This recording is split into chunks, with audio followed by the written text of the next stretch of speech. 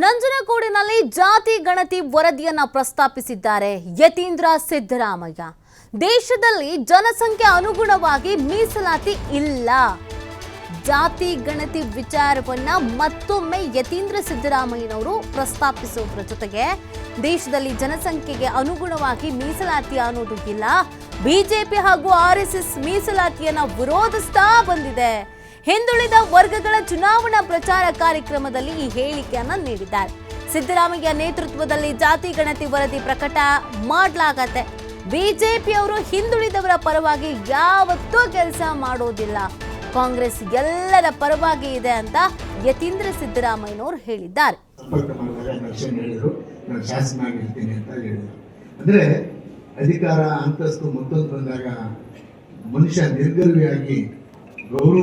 ಅದೇ ರೀತಿ ನಮ್ಮ ಮುಖ್ಯಮಂತ್ರಿಗಳಾದ ಸಿದ್ದರಾಮಯ್ಯ ಸಾಹೇಬರಿಗೆ ಒಳ್ಳೆಯ ಸುಪುತ್ರರು ಯತೀಂದ್ರ ಅವರಿದ್ದಾರೆ. ನಾನು ಯತೀಂದ್ರ ಅವರಿಗೆ ಬಹಳ ಕಿವಿ ಮಾತನ್ನು ಹೇಳ್ತೀನಿ.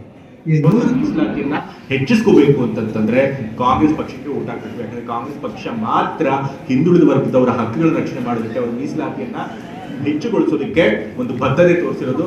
ಬೇರೆ ಯಾವ ಪಕ್ಷಗಳು ಕೂಡ ಆ ಬದ್ಧತೆಯನ್ನು ತೋರಿಸಿಲ್ಲ. ಅದರಲ್ಲೂ ಬಿಜೆಪಿ ಅಂತೂ ಮೊದಲಿಂದಲೂ ಕೂಡ ಹಿಂದುಳಿದ ವರ್ಗದವರಿಗೆ ಮೀಸಲಾತಿಯನ್ನು ವಿರೋಧಿಸ್ಕೊಂಡು ಬಂದಿದೆ. ಅದು ಯಾವತ್ತೂ ಕೂಡ ನಮಗೆ ಮೀಸಲಾತಿಯನ್ನ ಜಾಸ್ತಿ ಮಾಡ್ಕೊಡೋದಿಲ್ಲ ಅನ್ನೋದನ್ನು ನೀವು ತಿಳ್ಕೊಳ್ಬೇಕಾಗುತ್ತೆ.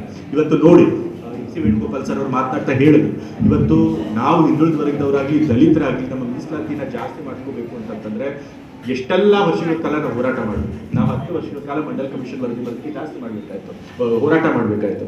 ಆದ್ರೆ ಬಿಜೆಪಿ ಸರ್ಕಾರ ಇವತ್ತು EWS ಕ್ಯಾಟಗರಿಯಲ್ಲಿ ಅಂತಂದ್ರೆ ಮೇಲ್ಜಾತಿಯಲ್ಲಿ ಆರ್ಥಿಕವಾಗಿ ಹಿಂದುಳಿದಿರೋರಿಗೆ ಅಂತ ಹೇಳಿ ಯಾವುದೇ ಒಂದು ಹೋರಾಟ ಇದೆ. ಅವ್ರು ಯಾವ ಬೀದಿ ಬಂದು ಪ್ರತಿಭಟನೆ ಮಾಡಲಿಲ್ಲ, ಯಾರು ಹೋಗಿ ಸರ್ಕಾರನ ಒತ್ತಾಯ ಮಾಡಲಿಲ್ಲ.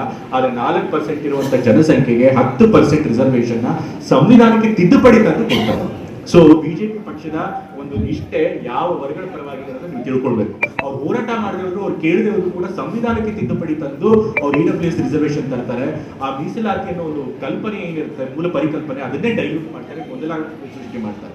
ಸೊ ಹಾಗಾಗಿ ಬಿಜೆಪಿಯವರು ಮೇಲ್ವರ್ಗಗಳ ಪರವಾಗಿ ಕೆಲಸ ಮಾಡ್ತಾರೆ ಹೊರತು ನಾವು ಹಿಂದುಳಿದ ವರ್ಗದವರ ಪರವಾಗಿ, ದಲಿತರ ಪರವಾಗಿ, ಶೋಷಿತ ಪರವಾಗಿ ಕೆಲಸ ಮಾಡೋದಕ್ಕೆ ಸಾಧ್ಯವೇ ಇಲ್ಲ. ಇವತ್ತು ಹಿಂದುಳಿದ ವರ್ಗದವರು ನಾವು ಕೂಡ ಸಮಾಜದಲ್ಲಿ ನಮ್ಮ ಜನಸಂಖ್ಯೆಗೆ ಅನುಗುಣವಾಗಿ ನಾವು ಆರ್ಥಿಕವಾಗಿ, ಶೈಕ್ಷಣಿಕವಾಗಿ, ಸಾಮಾಜಿಕವಾಗಿ ಪ್ರಬಲರಾಗಬೇಕು ಅಂತಂದ್ರೆ ನಮಗೆ ಬೇರೆ ದಾರಿ ಇಲ್ಲ. ನಾವು ಯಾರು ನಮ್ಮ ಹಕ್ಕುಗಳನ್ನು ರಕ್ಷಣೆ ಮಾಡ್ತಾರೆ, ಮೀಸಲಾತಿ ಜಾಸ್ತಿ ಮಾಡಿಸ್ಕೊಡ್ತಾರೆ, ಜಾತಿ ಗಣತಿ ಮೂಲಕ ಎಲ್ಲ ಜಾತಿಗಳನ್ನು ಕೂಡ ಗುರುತಿಸಿ ಅವ್ರಿಗೆ ಯಾರು ಹಿಂದೆ ಇದ್ದಾರೆ ಅಂತ ತಿಳ್ಕೊಂಡು ಅವ್ರಿಗೆ ಶಕ್ತಿ ತುಂಬುವಂತ ಕೆಲಸ ಮಾಡುತ್ತೆ. ಅಂತ ಪಕ್ಷಕ್ಕೆ ಓಟ್ ಹಾಕಬೇಕು ಅಂತ ಒಂದು ಪ್ರಾಮಿಸ್, ಅಂತ ಒಂದು ಭರವಸೆ ಕೊಟ್ಟಿರೋದೇ ಕಾಂಗ್ರೆಸ್ ಪಕ್ಷ. ಹಾಗಾಗಿ ದಯವಿಟ್ಟು ನೀವೆಲ್ಲರೂ ಕೂಡ ಹಿಂದುಳಿದ ವರ್ಗದವರು ನಿಮ್ಮ ಏಳಿಗೆಗೋಸ್ಕರ, ನಮ್ಮ ಹಿತರಕ್ಷಣೆಗೋಸ್ಕರ ಕಾಂಗ್ರೆಸ್ ಪಕ್ಷನ ಬೆಂಬಲಿಸಬೇಕು ಅಂತ ಹೇಳಿ ನಾನು ನಿಮ್ಮಲ್ಲಿ ಕೈ ಮುಗಿದು ಕೇಳ್ಕೊಳ್ತಾ ಇದ್ದೇನೆ. ಮತ್ತೆ ನಿಮ್ಗೆ ಗೊತ್ತಿದೆ, ಸಿದ್ದರಾಮಯ್ಯ